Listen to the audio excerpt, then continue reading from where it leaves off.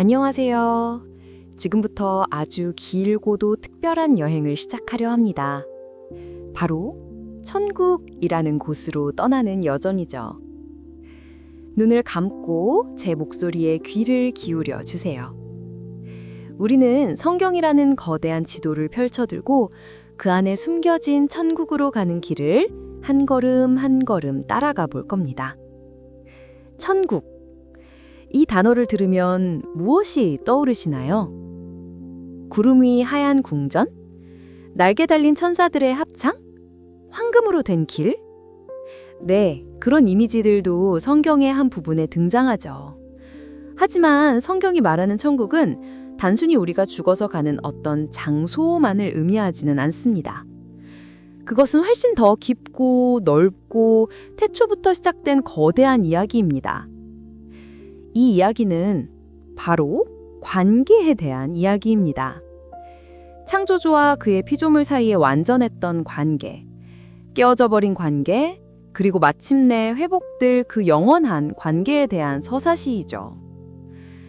자, 우리의 여행은 시간조차 존재하지 않았던 태초의 그 이전으로 거슬러 올라갑니다. 모든 것이 시작되기 전 어둠과 혼돈만이 가득했던 그곳. 아니, 곳이라고 말할 수도 없겠군요. 공간도 시간도 없는 영원의 한가운데.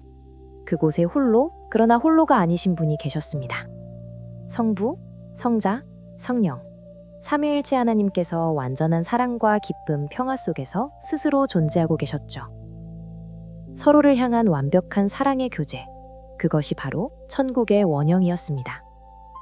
부족함도, 외로움도, 슬픔도 없는 완벽한 하모니. 천국은 어떤 건물이 지어지기 전, 어떤 존재가 만들어지기 전부터 이미 관계로서 존재했던 겁니다. 바로 이 완벽한 사랑의 관계 안에서 창조의 위대한 계획이 피어오르고 있었습니다. 사랑은 나누고 싶어하는 속성이 있으니까요. 빛이 있으라. 그 목소리와 함께 모든 것이 시작되었습니다. 하나님은 자신의 완벽한 사랑을 나눌 대상으로 우주와 지구, 그리고 마침내 자신의 형상을 닮은 한 존재, 사람을 만드셨습니다. 그리고 그 사람을 위해 특별한 동산을 마련하셨죠. 그곳의 이름은 에덴이었습니다.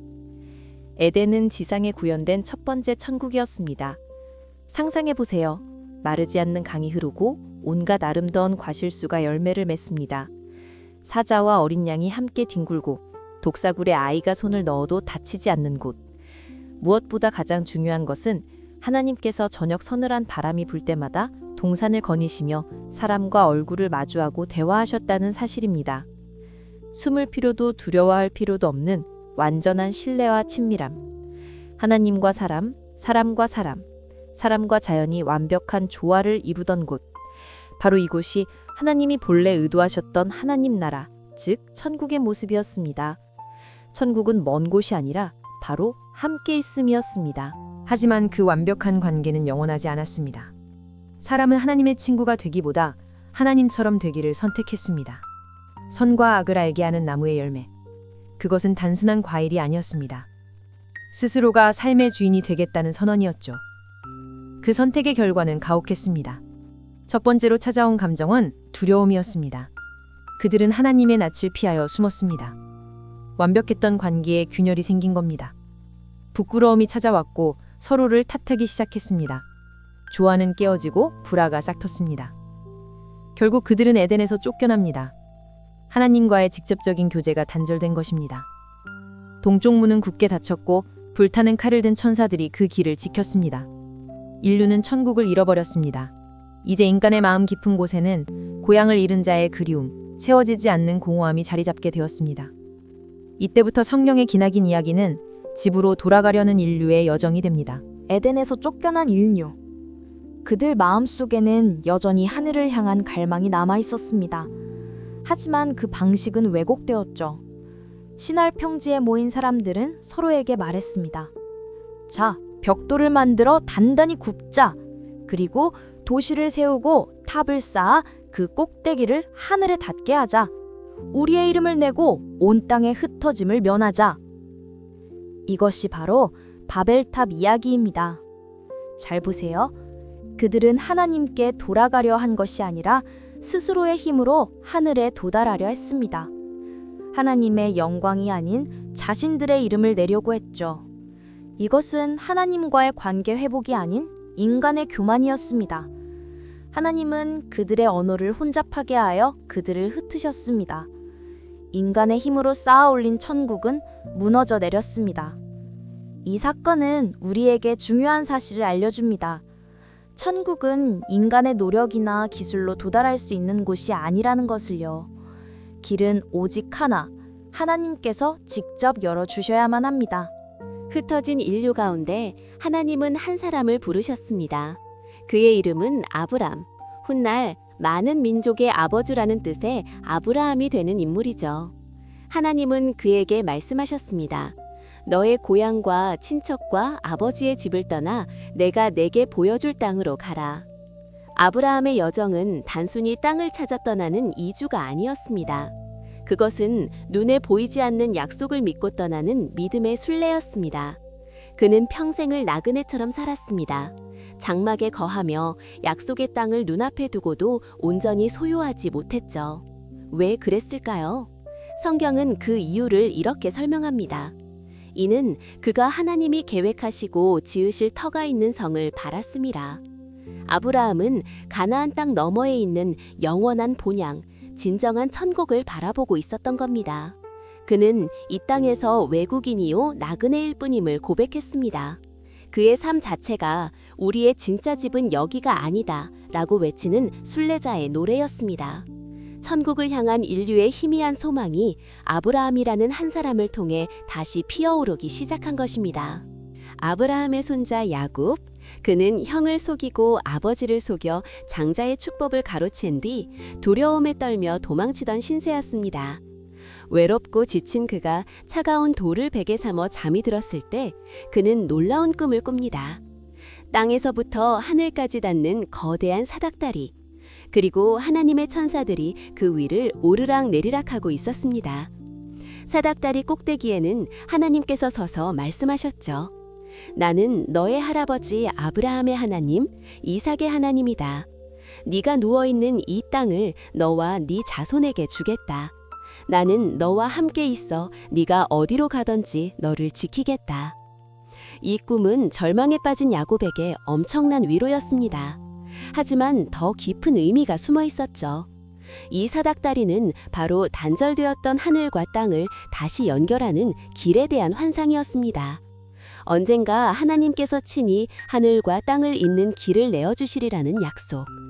에덴의 문을 닫았던 불칼의 시대가 지나고 다시 교제가 시작될 수 있다는 희망의 메시지였습니다. 야곱은 잠에서 깨어 그곳을 하나님의 집 베델이라 불렀습니다. 천국은 멀리 있는 것이 아니라 하나님이 임재하시는 바로 그곳이라는 사실을 어렴풋이 깨달았던 것입니다. 시간이 흘러 야곱의 후손들은 이집트에서 거대한 민족을 이루었지만 노예로 전락하고 맙니다. 하나님은 그들의 신음소리를 들으시고 모세라는 지도자를 통해 그들을 구출해내십니다. 그리고 시내산에서 그들과 언약을 맺으시죠. 이때 하나님은 아주 특별한 명령을 내리십니다. 바로 성막을 만들라는 것이었습니다. 성막은 이동이 가능한 정교한 텐트였습니다. 그런데 이 성막의 구조를 자세히 들여다보면 놀라운 사실을 발견하게 됩니다. 성막은 바깥들, 성소, 그리고 가장 안쪽에 지성소로 나뉘어 있었습니다. 지성소에는 언약궤가 있었고 그곳은 하나님의 영광이 머무는 장소, 즉 지상에서 가장 거룩한 곳이었습니다. 에덴 동산의 구조와 놀랍도록 닮아 있었죠. 그룹의 형상으로 수놓인 휘장은 마치 에덴의 문을 지키던 천사를 연상시켰습니다. 성막은 이스라엘 백성들이 광야를 헤맬 때 그들 한가운데에 세워졌습니다. 하나님께서 그들과 함께 거하시겠다는 가시적인 약속이었습니다. 비록 제한적이었지만 잃어버렸던 에덴의 함께 있음이 회복된 것입니다. 성막은 광야 한가운데에 펼쳐진 움직이는 작은 천족이었습니다. 광야 시대가 끝나고 이스라엘이 약속의 땅에 정착하여 왕국을 세운 후 다윗 왕은 평생의 소원을 품습니다. 바로 움직이는 성막이 아닌 하나님을 위한 영원한 집, 성전을 짓는 것이었죠. 이 꿈은 그의 아들 솔로몬 때에 이르러 실현됩니다.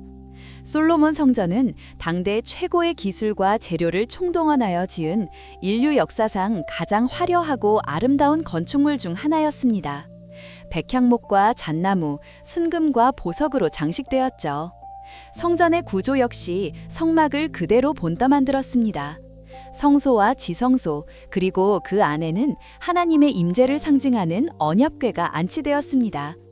성전이 완공되고 봉헌식을 거행하던 날 놀라운 일이 일어납니다.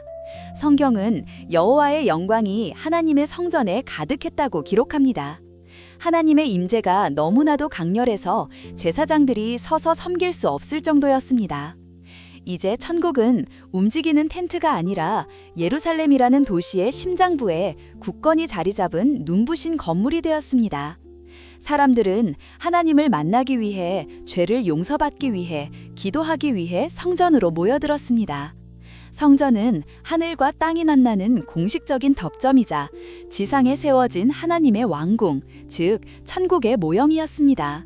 하지만 이스라엘 백성은 또다시 하나님을 떠나 우상을 숭배하고 죄를 지었습니다. 결국 그들의 자랑이었던 솔로몬 성전은 바벨로니아 군대에 의해 무참히 파괴되고 백성들은 포로로 끌려가는 비극을 맞이합니다. 지상의 천국처럼 보였던 성전은 무너졌고 하나님의 영광은 떠나버린 것처럼 보였습니다.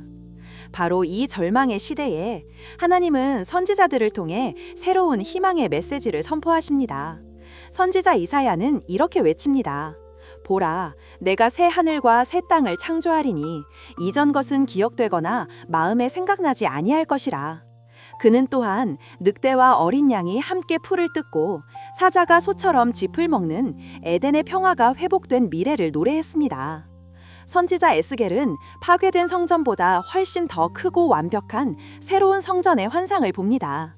그리고 그 성전 문지방에서부터 생명수가 흘러나와 죽음의 바다를 살리고 강가에 온갖 종류의 열매 맺는 나무들이 자라는 놀라운 광경을 목격합니다. 선지자들의 외침은 분명했습니다. 인간이 지은 성전은 무너졌지만 하나님의 계획은 실패하지 않았다는 것. 언젠가 하나님께서 친히 이전과는 비교할 수 없는 완벽하고 영원한 새 하늘과 새 땅, 진정한 천국을 만드실 것이라는 위대한 약속이었습니다. 포로 생활의 고통 속에서 이 미래의 천국에 대한 소망은 그들의 유일한 빛이었습니다. 마지막 선지자 말라기 이후 약 400년의 시간이 흘렀습니다. 하늘의 문은 굳게 닫힌 듯 보였고 하나님의 음성은 더 이상 들리지 않았습니다. 사람들은 이 시기를 침묵의 시대라고 불렀죠. 이스라엘은 로마 제국의 압제 아래 신음했고 마음속에는 메시아, 즉 구원자에 대한 갈망만이 더욱 깊어져 갔습니다. 그들은 강력한 왕, 로마를 무찌르고 다윗의 영광을 재현할 정치적 해방자를 기다리고 있었습니다.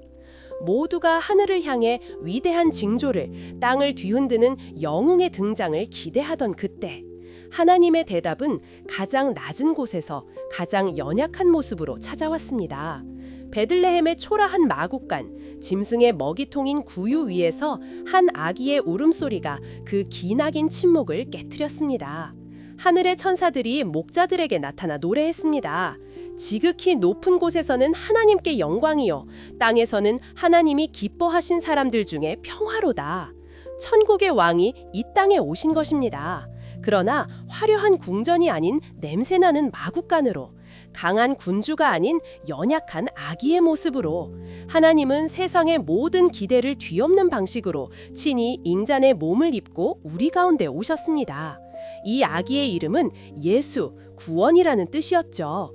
천국이 사람의 모습으로 이 땅을 딛기 시작한 순간입니다. 아기가 자라 청년이 되었습니다. 그리고 예수께서 본격적으로 자신의 사역을 시작하시기 직전 광야에서 외치는 자의 소리가 울려 퍼졌습니다. 낙타 털옷을 입고 허리에 가죽띠를 띤 사람, 바로 세례 요한이었습니다. 그의 메시지는 단호하고 강력했습니다. 회개하라, 천국이 가까이 왔느니라. 사람들은 요단강으로 몰려와 그의 메시지를 듣고 자신들의 죄를 고백하며 세례를 받았습니다. 그들은 여전히 천국을 미래에 올 어떤 장소나 정치적 왕국으로 생각했지만 요한의 외침은 달랐습니다. 가까이 왔다, at hand는 것은 이제 곧 문을 두드릴 것처럼 임박했다는 뜻이었습니다. 그리고 마침내 예수께서 요한에게 세례를 받으시고 물 위로 올라오실 때 하늘이 열리고 하나님의 성령이 비둘기처럼 그 위에 내려앉았습니다. 그리고 하늘로부터 소리가 들렸습니다. 이는 내 사랑하는 아들이요, 내 기뻐하는 자라. 그 후 예수께서 공생애를 시작하며 선포하신 첫 번째 메시지 또한 세례 요한과 똑같았습니다. 회개하라, 천국이 가까이 왔느니라. 그러나 이제 그 의미는 더욱 분명해졌습니다. 천국은 더 이상 막연한 기다림의 대상이 아니었습니다.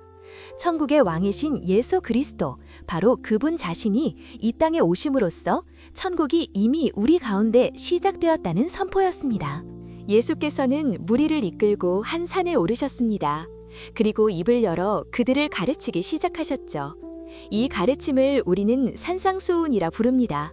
이것은 천국에 들어가는 방법에 대한 설명서가 아니었습니다. 이미 천국 백성이 된 사람들은 어떻게 살아야 하는가에 대한, 즉 천국 시민의 헌장이었습니다. 그 첫마디부터 충격적이었습니다. 마음이 가난한 자는 복이 있나니 천국이 그들의 것임이요. 세상은 부유하고 강하고 자랑하는 자가 복이 있다고 말하지만 예수님은 정반대를 말씀하셨습니다. 자신의 영적 파산을 인정하고 하나님 없이는 살 수 없다고 고백하는 그 사람이 바로 천국의 주인이라고 선언하신 것입니다. 애통하는 자, 온유한 자, 의에 줄이고 목마른 자, 긍휼히 여기는 자, 마음이 청결한 자, 화평하게 하는 자, 의를 위하여 박해를 받는 자, 이들은 모두 세상이 보기에는 약하고 부족하고 어리석어 보이는 사람들입니다. 그러나 예수님은 바로 이들이야말로 천국을 소유한 진정으로 복된 사람들이라고 말씀하십니다. 천국은 세상의 가치관이 완전히 뒤집히는 곳입니다. 힘의 논리가 아닌 사랑의 논리가, 소유가 아닌 나눔이, 교만이 아닌 섬김이 다스리는 나라. 예수님은 산 위에서 이 땅에 임한 하나님 나라의 놀라운 비밀을 선포하고 계셨습니다. 기억나시나요? 구약 시대에 하나님을 만나는 유일한 장소는 성전, 그 중에서도 지성소였어요. 그곳은 거룩함과 영광의 상징이었죠. 한 번은 예수께서 예루살렘 성전에 가셔서 놀라운 말씀을 하셨습니다. 이 성전을 허물어라. 내가 사흘 만에 다시 세우겠다. 유대인들은 분노했습니다. 46년 동안 지은 이 웅장한 성전을 어떻게 사흘 만에 다시 짓는단 말인가? 그들은 예수님의 말씀을 이해하지 못했습니다. 그러나 성경은 분명히 설명합니다. 예수는 성전된 자기 육체를 가리켜 말씀하신 것이라. 그렇습니다. 예수님 자신이 바로 새로운 성전이셨습니다. 이제 사람들은 죄를 용서받기 위해, 하나님을 만나기 위해 더 이상 예루살렘의 돌로 된 건물로 갈 필요가 없어졌습니다. 걸어 다니시는 성전, 살아있는 성전이신 예수님께 나오면 되었기 때문입니다. 예수님은 손을 얹어 병자를 고치셨고 세리와 죄인들과 함께 식사하셨으며 네 죄가 용서받았다고 선언하셨습니다. 이것은 구약의 율법으로는 상상할 수도 없는 일이었습니다. 제사장만이 할 수 있었던 거룩한 일들을 예수님은 길거리에서, 집에서, 배 위에서 행하셨습니다. 하나님의 임재, 즉 천국이 건물 안에 갇혀 있는 것이 아니라 예수님이라는 한 인격을 통해 사람들 속으로 직접 걸어 들어오고 있었던 것입니다. 예수님은 사람들에게 천국에 대해 가르치실 때 종종 비유라는 특별한 화법을 사용하셨습니다. 그분은 천국을 설명하기 위해 우리에게 아주 익숙한 이미지들을 가져오셨죠. 천국은 마치 밭에 감추인 보화와 같으니 사람이 이를 발견한 후 숨겨두고 기뻐하며 돌아가서 자기의 소유를 다 팔아 그 밭을 사느니라. 천국은 그 무엇과도 비교할 수 없는 최고의 가치를 지녔다는 뜻입니다.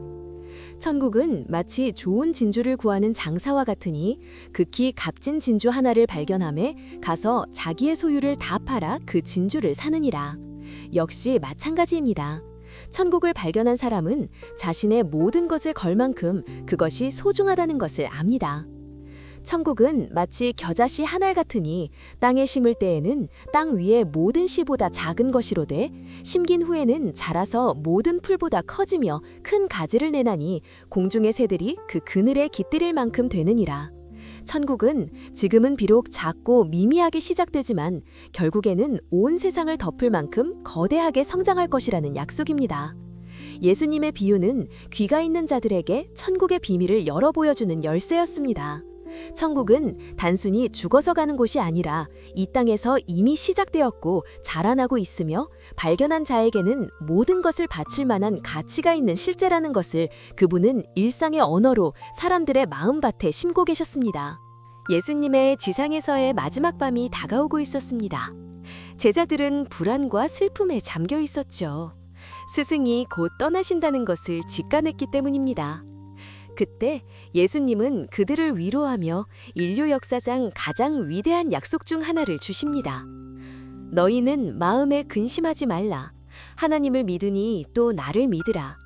내 아버지 집에 거할 곳이 많도다. 그렇지 않으면 너희에게 일렀으리라. 내가 너희를 위하여 거처를 예비하러 가노니 가서 너희를 위하여 거처를 예비하면 내가 다시 와서 너희를 내게로 영접하여 나 있는 곳에 너희도 있게 하리라. 내 아버지 집, 바로 천국입니다. 그런데 예수님의 약속의 핵심은 황금으로 든 집이나 보석으로 꾸민 방이 아니었습니다. 가장 중요한 약속은 마지막 구절에 있습니다. 나 있는 곳에 너희도 있게 하리라. 천국의 본질은 장소가 아니라 관계라는 사실이 여기서 다시 한번 명확해집니다. 천국이 천국인 가장 큰 이유는 바로 그곳에 예수님이 계시기 때문입니다. 그리고 그분과 함께 있는 것, 그것이 바로 구원받은 자들이 누릴 영원한 기쁨의 핵심입니다. 에덴에서 잃어버렸던 하나님과의 완벽한 동행, 그 친밀한 교제가 회복될 것이라는 궁극적인 약속. 이 약속을 남기시고 예수님은 이제 인류의 모든 죄를 짊어지고 십자가를 향해 걸어가십니다.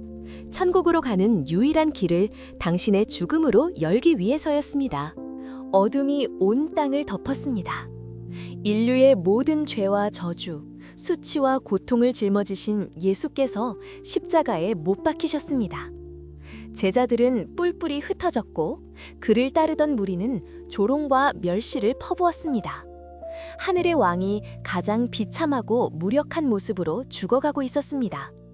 그의 양옆에는 2명의 강도가 함께 십자가에 매달려 있었습니다. 한 강도는 예수를 비웃었습니다. 네가 그리스도가 아니냐? 너와 우리를 구원하라. 그는 마지막 순간까지도 자기 중심적인 구원을 원했습니다.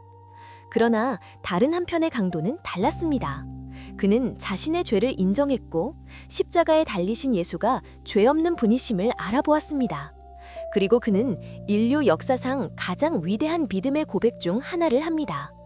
예수여, 당신의 나라에 임하실 때에 나를 기억하소서. 그는 지금 당장 나를 이 고통에서 내려달라고 구하지 않았습니다. 그는 보이지 않는 예수님의 나라, 즉 천국을 믿었고 그 나라의 왕이신 예수께 자신을 맡겨드렸습니다. 죽음의 고통 속에서 그는 영원한 생명을 보았던 것입니다.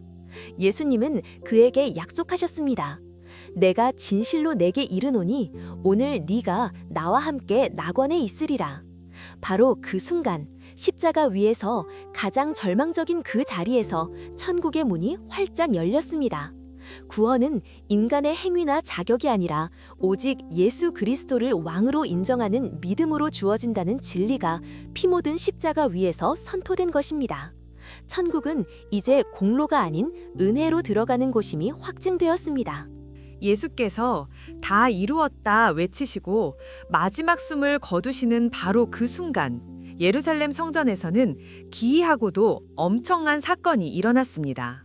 성소와 지성소를 가로막고 있던 거대한 휘장, 두껍고 무거운, 그래서 인간의 힘으로는 도저히 찢을 수 없는 그 휘장이 위에서부터 아래로 2 조각으로 찢어졌습니다. 이것은 단순한 물리적 현상이 아니었습니다. 엄청난 영적 상징이었죠. 지성소는 무엇이었습니까? 하나님의 임재가 머무는 곳, 대제사장만이 1년에 단 한 번 피를 가지고 들어갈 수 있었던 지극히 거룩한 장소였습니다. 그 휘장은 죄 많은 인간과 거룩하신 하나님 사이의 분리, 단절을 의미했습니다. 그런데 그 휘장이 찢어진 것입니다. 그것도 아래에서 위로, 인간의 손에 의해서가 아니라 위에서 아래로, 즉 하나님의 손에 의해 찢어졌습니다. 이것은 예수 그리스도의 십자가 죽음을 통해 하나님께로 나아가는 길이 이제 모든 사람에게 활짝 열렸다는 선언이었습니다. 더 이상 제사장을 통하거나 동물의 피를 의지할 필요가 없게 된 것입니다. 예수라는 영원한 대제사장이 자신의 피로 단번에 영원한 속죄를 이루셨기 때문입니다. 에덴에서 닫혔던 문, 불칼든 천사가 지키던 그 길이 십자가 위에서 다시 열린 것입니다. 이제 누구든지 믿음으로 예수 그리스도를 의지하여 담대하게 하나님의 보좌 앞으로, 즉 천국으로 나아갈 수 있게 되었습니다. 죽음, 그것은 죄의 결과이자 모든 인간이 마주하는 마지막 원수였습니다. 천국을 가로막는 가장 거대하고 단단한 벽이었죠. 예수님의 제자들은 그의 죽음 앞에 모든 희망을 잃고 두려움에 떨며 숨어 있었습니다. 그들의 왕은 죽었고 천국 이야기도 끝났다고 생각했습니다. 그러나 사흘째 되던 날 새벽, 역사를 뒤흔드는 사건이 일어났습니다. 예수께서 죽음의 권세를 깨뜨리시고 무덤에서 다시 살아나신 것입니다. 부활, 이것은 단순히 심장이 다시 뛴 사건이 아니었습니다. 썩지 아니하고 약하지 아니하며 시공간의 제약을 받지 않는 영광스러운 몸, 즉 천국의 몸을 입고 일어나신 것입니다. 예수님의 부활은 인류에게 어떤 의미를 가질까요? 성경은 예수님을 잠자는 자들의 첫 열매라고 부릅니다. 가을에 밭에 나가 첫 번째 익은 과일 하나를 보면 우리는 무엇을 알 수 있습니까? 곧 밭 전체의 모든 열매가 저렇게 익어 추수될 것이라는 사실을 알 수 있습니다. 마찬가지로 예수님의 부활은 장차 그를 믿는 모든 사람들도 그와 같이 영광스러운 몸으로 부활하여 영원한 생명을 누리게 될 것이라는 보증이자 첫 증거입니다. 죽음은 더 이상 끝이 아니게 되었습니다. 예수님의 부활로 인해 죽음은 천국으로 들어가는 문이 되었습니다. 천국이 단지 영혼만이 가는 신비로운 세계가 아니라 우리의 몸까지도 온전히 회복되어 영원히 사는 실제적인 곳이라는 소망이 빈 무덤에서부터 시작된 것입니다. 죽음은 더 이상 끝이 아니게 되었습니다. 예수님의 부활로 인해 죽음은 천국으로 들어가는 문이 되었습니다. 천국이 단지 영혼만이 가는 신비로운 세계가 아니라 우리의 몸까지도 온전히 회복되어 영원히 사는 실제적인 곳이라는 소망이 빈 무덤에서부터 시작된 것입니다. 부활하신 예수님은 40일 동안 제자들과 함께 계시며 하나님 나라의 일을 가르치셨습니다. 제자들은 이제 부활하신 주님을 보며 다시금 희망을 품었지만 여전히 그들의 생각은 이스라엘의 정치적 회복에 머물러 있었습니다. 주께서 이스라엘 나라를 회복하심이 이때니까? 예수님은 그들의 질문에 직접 답하지 않으시고 더 위대한 약속을 주십니다. 오직 성령이 너희에게 임하시면 너희가 권능을 받고 예루살렘과 온 유대와 사마리아와 땅끝까지 이르러 내 증인이 되리라. 그리고 이 말씀을 마치시고 제자들이 보는 앞에서 하늘로 올라가 구름 속으로 사라지셨습니다. 승천하신 것입니다. 이것은 예수님께서 자신의 사명을 마치고 만왕의 왕, 만주의 주로서 본래 계셨던 하나님의 보좌 우편으로 돌아가셨습니다. 이제 그분은 하늘의 지성소에서 우리를 위해 기도하시는 영원한 대제사장이 되셨고 온 우주를 다스리는 왕으로서 통치하기 시작하셨습니다. 그리고 약속대로 열흘 뒤 오순절날 제자들이 모여 기도하던 곳에 하늘로부터 급하고 강한 바람 같은 소리가 들리고 불의 혀처럼 갈라지는 것들이 각 사람 위에 임했습니다. 그들은 모두 성령으로 충만하게 되었습니다. 이것은 놀라운 사건입니다. 구약시대에는 왕이나 선지자 등 특별한 사람에게만 임했던 하나님의 영 성령께서 이제 예수를 믿는 모든 사람의 마음속에 내주하시기 시작한 것입니다. 즉 성전 건물이나 예수님의 육체를 통해서만 임했던 하나님의 임재가 이제는 믿는 자 한 사람 한 사람의 몸을 성전 삼아 그 안에 거하시게 된 것입니다. 천국이 바로 우리 마음속에서부터 시작된 것입니다. 성령을 받은 제자들은 완전히 다른 사람이 되었습니다. 죽음이 두려워 숨어있던 그들이 담대하게 거리로 나가 예수 그리스도의 십자가와 부활을 외치기 시작했습니다. 그들의 설교를 듣고 하루에 3,000명, 5,000명이 회개하고 예수님을 믿는 놀라운 일이 벌어졌습니다. 이렇게 최초의 교회, 예루살렘 교회가 탄생했습니다. 사도행전에 묘사된 초기 교회의 모습은 마치 이 땅에 다시 나타난 작은 에덴 동산과 같았습니다. 그들은 사도들의 가르침을 받고 함께 떡을 떼며 교제하고 오로지 기도하기를 힘썼습니다. 믿는 사람들이 다 함께 있어 모든 물건을 서로 통용하고 재산과 소유를 팔아 각 사람의 필요를 따라 나누어 주었습니다. 시기와 다툼이 아니라 사랑과 나눔이 있었습니다. 분열이 아니라 하나됨이 있었습니다. 그들은 기쁨과 순전한 마음으로 음식을 먹고 하나님을 찬미하며 온 백성에게 칭송을 받았습니다. 물론 그들에게도 핍박과 어려움은 있었습니다. 그러나 그들은 성령 안에서 서로를 돌보며 세상이 줄 수 없는 기쁨과 평안을 누렸습니다. 이것이 바로 교회의 본질입니다. 교회는 건물이 아니라 예수 그리스도를 머리로 하여 성령 안에서 하나 된 사람들의 모임, 즉 천국의 모델하우스입니다. 세상 사람들은 이 공동체를 보며 장차 임할 하나님 나라가 어떤 곳인지를 미리 맛볼 수 있었습니다. 천국은 개인의 마음속에 임할 뿐만 아니라 믿는 자들의 공동체 안에서 구체적으로 경험되는 실제였습니다. 교회가 성장하고 복음이 퍼져나가자 세상의 핍박 또한 거세졌습니다. 첫 순교자 스데반은 돌에 맞아 죽어가면서도 하늘이 열리고 예수께서 하나님 보좌 우편에 서신 것을 보았습니다. 그리고 그는 자신을 향해 돌을 던지는 사람들을 위해 기도했습니다. 주여, 이 죄를 그들에게 돌리지 마옵소서. 이것은 십자가 위에서 예수님이 하셨던 기도와 똑같았습니다. 천국의 시민은 원수를 미워하는 것이 아니라 오히려 사랑으로 용서하는 사람임을 그는 삶의 마지막 순간에 증명해 보였습니다. 사도 바울을 비롯한 수많은 복음 전도자들은 매맞고 옥에 갇히고 온갖 고난을 당하면서도 복음 전하기를 멈추지 않았습니다. 그들은 왜 그토록 고난을 두려워하지 않았을까요? 바울은 이렇게 고백합니다. 현재의 고난은 장차 우리에게 나타날 영광과 비교할 수 없도다. 또 그는 말합니다. 내가 떠나서 그리스도와 함께 있는 것이 훨씬 더 좋은 일이라. 그들에게 죽음은 끝이 아니라 사랑하는 주님을 만나는 관문이었습니다.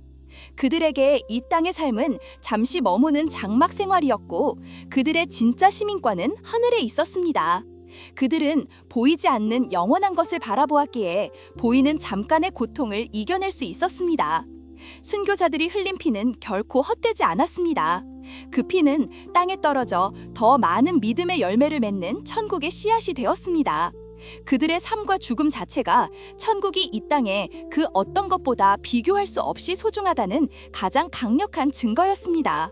시간은 흘러 서기 95년경 마지막 남은 사도 요한은 로마의 핍박을 피해 반모라는 작은 돌섬에 유배되어 있었습니다.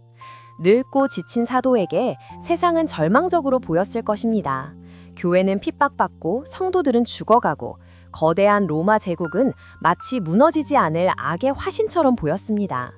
바로 그때 주의 날에 요한은 성령에 감동되어 놀라운 환상을 보게 됩니다. 바로 요한계시록의 시작입니다. 그는 하늘문이 열리는 것을 보았고 이리로 올라오라는 음성을 듣습니다. 그리고 그는 시공간을 초월하여 하늘의 보좌 앞에 서게 됩니다. 그가 본 것은 무엇이었을까요? 무지개가 둘러싼 보좌에 앉으시니 벽옥과 홍보석 같으신 하나님, 그리고 그 보좌를 둘러싼 24개의 보좌에 앉아 흰옷을 입고 금관을 쓴 24장로들, 또 보좌 주위에는 네 생물이 있어 밤낮 쉬지 않고 외칩니다. 거룩하다, 거룩하다, 거룩하다. 주 하나님 곧 전능하신 이여, 전에도 계셨고 이제도 계시고 장차 오실 이시라. 이것은 하늘에서 지금 이 순간에도 드려지고 있는 천상의 예배 장면입니다. 땅에서는 교회가 핍박받고 신음하는 것처럼 보이지만 하늘에서는 이미 하나님의 통치가 확고하며 모든 피조물과 구원받은 성도들이 그분께 영광을 돌리고 있었습니다. 이 환상은 핍박받는 성도들에게 엄청난 위로와 힘을 주었습니다. 지금 눈에 보이는 현실이 전부가 아니라는 것, 역사의 진정한 주관자는 로마 황제가 아니라 하늘 보좌에 앉으신 하나님과 어린 양 예수 그리스도시라는 사실을 보여준 것입니다. 천국은 미래의 소망일 뿐 아니라 지금도 계속되고 있는 영적인 실제였습니다. 요한이 본 환상은 계속됩니다. 그는 하늘에서 허다한 무리의 큰 음성을 듣습니다. 그들은 이렇게 외치고 있었습니다. 할렐루야! 구원과 영광과 능력이 우리 하나님께 있도다. 할렐루야! 주 우리 하나님 곧 전능하신 이가 통치하시도다. 우리가 즐거워하고 크게 기뻐하며 그에게 영광을 돌리세. 어린 양의 혼인 기약이 이르렀고 그의 아내가 자신을 준비하였으므로. 어린 양의 혼인 잔치. 이것은 성경 전체를 관통하는 사랑 이야기의 절정입니다. 여기서 신랑은 누구일까요? 바로 세상 죄를 지고 간 하나님의 어린 양, 예수 그리스도이십니다. 그렇다면 그의 신부는 누구일까요? 바로 예수 그리스도의 피로 구속받은 모든 성도들, 즉 교회입니다. 성경은 처음부터 끝까지 하나님과 그의 백성 사이의 관계를 결혼이라는 언어로 표현해 왔습니다. 하나님은 이스라엘의 남편이었고 이스라엘은 종종 하나님을 버리고 다른 신을 섬기는 음란한 아내로 묘사되었습니다. 그러나 이제 모든 죄와 배신에도 불구하고 신랑 되신 예수 그리스도의 희생적인 사랑으로 신부는 정결하게 되었고 마침내 영원한 사랑의 연합을 이루게 되는 것입니다. 이 잔치는 천국에서 누릴 기쁨이 어떤 것인지를 가장 잘 보여주는 이미지입니다. 슬픔과 눈물이 그치고 완전한 사랑과 희락, 충만함 속에서 신랑과 신부가 영원히 함께하는 축제. 이것이 바로 우리가 초대받은 천국의 최종 목적지입니다. 모든 성도들이 오랫동안 기다려온 우주적인 사랑의 완성입니다. 그리고 마침내 요한은 인류 역사의 마지막 장, 그리고 새로운 역사의 첫 장을 목격합니다. 또 내가 새 하늘과 새 땅을 보니 처음 하늘과 처음 땅이 없어졌고 바다도 다시 있지 않더라. 죄와 고통, 죽음으로 얼룩졌던 이 세상은 불로 정결케 되고 사라집니다. 그리고 하나님께서 완전히 새로운 창조, 새 하늘과 새 땅을 펼치십니다. 이것은 영혼만 둥둥 떠다니는 비물질적인 세계가 아닙니다. 지금 우리가 살고 있는 이 물질 세계가 완전히 새롭게 되고 회복되고 영화롭게 된 실제적인 장소입니다. 죄의 저주가 사라진 완벽한 세상. 그리고 요한은 그 새 하늘과 새 땅의 중심이 되는 놀라운 광경을 봅니다. 또 내가 봄에 거룩한 성 새 예루살렘이 하나님께로부터 하늘에서 내려오니 그 준비한 것이 신부가 남편을 위하여 단장한 것 같더라. 이 새 예루살렘이 바로 천국의 최종적인 모습입니다. 주목할 점은 우리가 죽어서 하늘로 올라가는 것이 아니라 완성된 천국이 하늘에서 이 땅으로 내려온다는 것입니다. 이것은 하나님의 처음 계획, 즉 하늘과 땅이 하나가 되어 하나님이 그의 백성과 함께 거하시는 그 계획의 완전한 성취입니다. 에덴 동산에서 시작되었던 그 꿈이 온 우주적인 규모로 실현되는 순간입니다. 새 예루살렘이 내려올 때 요한은 보좌에서 나는 큰 음성을 듣습니다. 이 음성은 천국의 본질이 무엇인지를 가장 명확하고 아름답게 요약해 줍니다. 보라, 하나님의 장막이 사람들과 함께 있음에 하나님이 그들과 함께 계시리니 그들은 하나님의 백성이 되고 하나님은 친히 그들과 함께 계셔서 모든 눈물을 그 눈에서 닦아주시니 다시는 사망이 없고 애통하는 것이나 곡하는 것이나 아픈 것이 다시 있지 아니하리니 처음 것들이 다 지나갔음이러라. 다시 한번 들어보십시오. 천국의 가장 큰 축복은 하나님이 우리와 함께 계신다는 것입니다. 에덴에서 잃어버렸던 그 친밀한 교제의 완전한 회복, 그리고 그 결과로 모든 고통의 원인이 사라집니다. 눈물, 이 땅에서 우리가 흘렸던 모든 슬픔과 억울함, 고통의 눈물을 하나님께서 친히 닦아주십니다. 사망, 인류의 마지막 원수였던 죽음은 영원히 정복되어 다시는 존재하지 않습니다. 애통, 곡하는 것, 아픈 것, 이별의 슬픔, 질병의 고통, 마음의 상처, 그 모든 처음 것들이 다 지나가고 영원한 안식과 평안만이 남습니다. 천국은 단순히 고통이 없는 상태가 아닙니다. 그것은 하나님과의 완전한 연합 안에서 누리는 적극적인 기쁨과 생명, 사랑으로 충만한 상태입니다. 상상해 보십시오. 다시는 사랑하는 사람을 잃을 슬픔이 없고, 다시는 질병으로 고통받지 않으며, 다시는 오해와 다툼으로 마음 아파하지 않는 세상. 바로 그곳이 하나님께서 우리를 위해 예비하신 영원한 집입니다. 요한은 천사가 보여주는 새 예루살렘 성의 모습을 자세히 묘사합니다. 그 성은 12기초석 위에 세워졌고 각 기초석은 온갖 보석으로 꾸며져 있었습니다. 성곽은 벽옥으로 쌓였고 그 성은 맑은 유리 같은 순금이었습니다. 12문은 각각 하나의 진주로 되어 있었고 성의 길은 맑은 유리 같은 황금이었습니다. 이 모든 묘사는 인간의 언어로 표현할 수 있는 최고의 아름다움과 영광, 거룩함을 상징합니다. 그런데 요한은 그토록 완벽하고 화려한 성 안에서 아주 이상한 점을 발견합니다. 성 안에서 내가 성전을 보지 못하였으니 이는 주 하나님 곧 전능하신 이와 믹 어린 양이 그 성전이심이라. 성전이 없습니다. 구약시대 내내 하나님을 만나는 유일한 통로였고 이스라엘의 중심이었던 성전이 완성된 천국에는 존재하지 않습니다. 왜일까요? 더 이상 중재자나 특별한 장소가 필요 없기 때문입니다. 이제 모든 백성이 하나님 아버지와 어린 양 예수 그리스도의 얼굴을 직접 대면하여 볼 것이기 때문입니다. 모세도 언뜻 보기만 허락되었던 하나님의 영광, 지성소의 휘장 너머에 감추어져 있던 그 거룩한 임재를 이제는 모든 구원받은 백성이 가림 없이 온전히 영원토록 누리게 되는 것입니다. 하나님 자신이 그리고 어린 양 예수가 우리의 성전이 되어주셔서 우리는 그분 안에서 영원히 살게 됩니다. 이것이 바로 예배의 완성이자 관계의 완전한 회복입니다. 그리고 요한은 천국에서의 삶이 어떤 모습일지를 보여주는 마지막 이미지를 봅니다. 바로 에덴 동산의 완성된 모습입니다. 또 그가 수정같이 맑은 생명수의 강을 내게 보이니 하나님과 및 어린 양의 보좌로부터 나와서 길 가운데로 흐르더라. 강 좌우에 생명나무가 있어 12가지 열매를 맺되 달마다 그 열매를 맺고 그 나무 잎사귀들은 만국을 치료하기 위하여 있더라. 에덴 동산을 기억하시나요? 그곳에도 강이 흘렀고 동산 중앙에는 생명나무가 있었습니다. 죄로 인해 우리는 그 생명나무로 가는 길을 잃어버렸습니다. 그러나 이제 회복된 천국에서 우리는 그 생명나무를 다시 만납니다. 하나님의 보좌로부터 흘러나오는 생명수의 강은 영원한 생명과 활력, 기쁨을 상징합니다.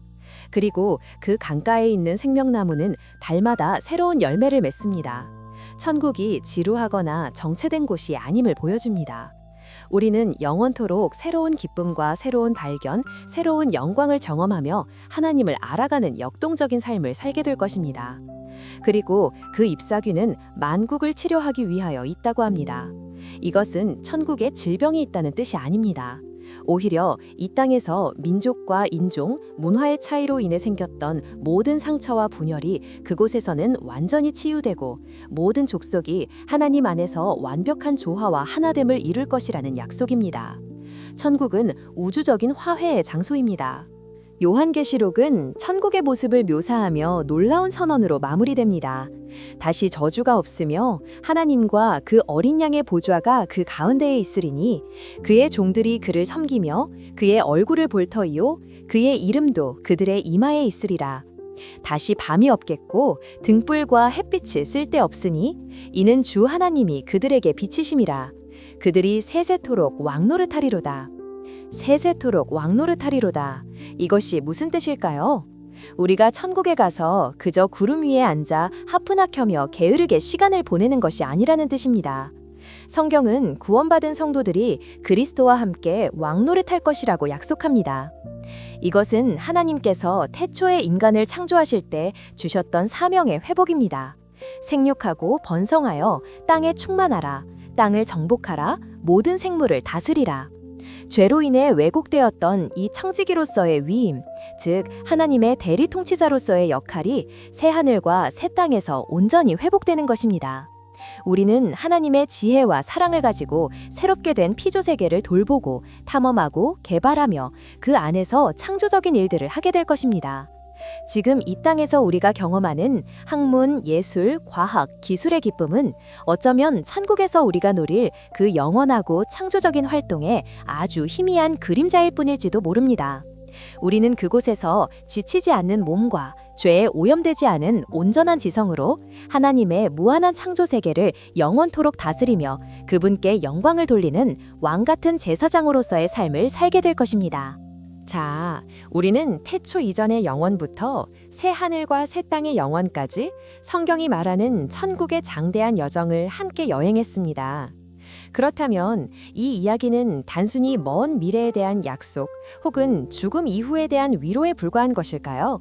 그렇지 않습니다. 예수님은 천국이 가까이 왔다고 하셨고 하나님의 나라는 너희 안에 있다고 말씀하셨습니다. 성령께서 우리 안에 거하심으로 천국은 이미 지금 여기에서 already 시작되었습니다. 아직 완성되지는 않았지만 우리는 이 땅에서 천국을 미리 맛볼 수 있습니다. 우리가 어떻게 천국을 미리 맛볼 수 있을까요? 마음이 가난한 자가 되어 하나님의 다스림에 온전히 순종할 때 우리는 심령 천국을 경험합니다. 교회 공동체 안에서 서로의 짐을 지고 용서하고 사랑을 나눌 때 우리는 그곳에서 천국의 관계를 예행 연습합니다. 세상의 불의에 맞서 정의를 행하고 굶주린 자에게 먹을 것을 주며 억압받는 자를 위해 목소리를 낼 때 우리는 이 땅에 하나님 나라의 정의와 공의를 가져오는 천국의 일꾼이 됩니다. 아름다운 자연 속에서 하나님의 솜씨를 느끼며 감탄할 때 우리는 장차 회복될 새 땅의 영광을 희미하게 마마 엿보는 것입니다. 예술과 음악을 통해 진리와 아름다움을 표현할 때 우리는 하늘의 창조성을 이 땅에 풀어놓는 통로가 됩니다. 우리의 하루하루는 그저 죽음을 향해 가는 무의미한 시간이 아닙니다. 그것은 장차 올 하나님 나라를 이 땅에 미리 심고 가꾸고 보여주는 천국의 예고편을 살아가는 시간입니다. 성경의 가장 마지막 장, 가장 마지막 부분은 이렇게 끝을 맺습니다. 이것들을 증언하신 이가 이르시되 내가 진실로 속히 오리라 하시거늘 아멘 주 예수여 오시옵소서 주 예수의 은혜가 모든 자들에게 있을지어다. 아멘. 천국 이야기의 마지막은 끝이 아니라 기다림과 초대입니다. 신랑 되신 예수님께서 내가 곧 갈게 하고 약속하시자 신부된 교회는 아멘 주님 어서 오세요 하고 화답합니다. 이것이 바로 역사를 향한 교회의 가장 위대한 소망이자 기도입니다. 우리는 천국이 언제 어떻게 완성될지 그 시와 때는 알 수 없습니다. 그러나 우리는 그날이 반드시 온다는 것을 압니다. 그날에 주님께서 다시 오셔서 모든 것을 새롭게 하시고 우리의 눈에서 눈물을 닦아주시고 우리를 그의 영원한 잔치로 맞아주실 것입니다. 그래서 우리는 이 땅을 살아가는 동안 두 가지 마음을 품게 됩니다. 하나는 이 땅에 하나님의 뜻이 이루어지도록 최선을 다해 살아가는 책임감입니다. 다른 하나는 이 땅이 전부가 아니며 우리의 영원한 본향이 저 하늘에 있다는 것을 기억하며 살아가는 소망입니다. 우리는 이 땅에 발을 딛고 살아가지만 우리의 눈은 하늘을 향합니다. 우리는 순례자입니다. 집으로 돌아가는 여정 가운데 있는 나그네입니다. 그리고 이 30시간의 긴 나레이션은 바로 그 집으로 가는 길을 안내하는 지도였습니다. 이 긴 이야기는 사실 당신을 향한 하나의 초대장입니다. 태초부터 당신을 사랑하기로 계획하신 하나님의 마음, 당신과 함께 거닐기를 원하셨던 에덴의 추억, 당신을 다시 만나기 위해 스스로 길이 되신 예수 그리스도의 십자가, 당신 안에 거하며 천국을 미리 맛보게 하시는 성령의 임재, 그리고 마침내 모든 눈물을 닦아주실 새 하늘과 새 땅의 약속. 이 모든 이야기는 바로 당신을 향한 것입니다. 천국의 문은 굳게 닫혀 있지 않습니다. 십자가를 통해 활짝 열려 있습니다. 그 문으로 들어가는 유일한 조건은 스스로의 힘으로 문을 부수려는 교만을 버리고 문을 열어주신 주인의 초대에 감사함으로 응하는 것입니다. 예수께서 말씀하셨습니다. 볼지어다 내가 문 밖에 서서 두드리노니 누구든지 내 음성을 듣고 문을 열면 내가 그에게로 들어가 그와 더불어 먹고 그는 나와 더불어 먹으리라. 천국은 바로 이 식탁의 초대에서부터 시작됩니다. 지금 당신의 마음 문을 두드리는 그분의 음성을 듣고 계십니까? 이제 긴 여행이 거의 끝나갑니다. 하지만 진짜 여행은 이제부터 시작입니다. 이 이야기가 끝날 때 당신의 삶 속에서 천국을 발견하고 누리고 살아내는 그 위대한 여정이 시작되기를 바랍니다. 주 예수의 은혜가 당신과 함께 있기를. 아멘.